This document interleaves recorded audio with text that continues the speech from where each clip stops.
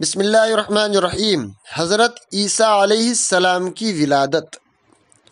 حضرت عیسیٰ علیہ السلام کی پیدائش اللہ تبارک و تعالیٰ کی قدرت کی ایک بڑی نشانی ہے۔ ایک دن حضرت مریم علیہ السلام کسی ضرورت کی وجہ سے بیت المقدس کی مشرقی جانب گئی ہوئی تھی کہ اچانک ان کے پاس ایک فرشتے نے آ کر یہ خوشخبری دی کہ اللہ تبارک و تعالیٰ تم کو ایک بیٹا عطا فرمائے گا جس کا نام عیسیٰ بن مریم ہوگا۔ حضرت مریم نے کہا میری تو شادی بھی نہیں ہوئی ہے، لڑکا بھلا کیسے ہوگا؟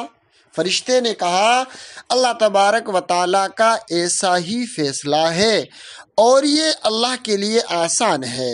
پھر ایسا ہی ہوا، حضرت عیسیٰ اللہ تبارک و تعالیٰ کے حکم سے بغیر باپ کے حضرت مریم کے پیٹ سے پیدا ہوئے۔ جب لوگوں نے دیکھا تو بہت تعجب کیا اور کہا مریم تو نے کتنا بڑا گناہ کیا ہے۔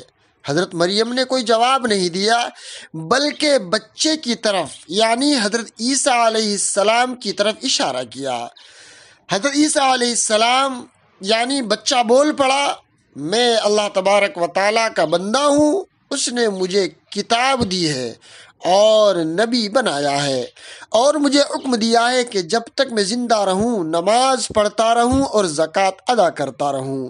بچے کی بات سن کر لوگوں کو یقین ہو گیا کہ حضرت مریم گناہ سے پاک ہیں اور یہ بچہ اللہ تبارک و تعالیٰ کا نبی ہے۔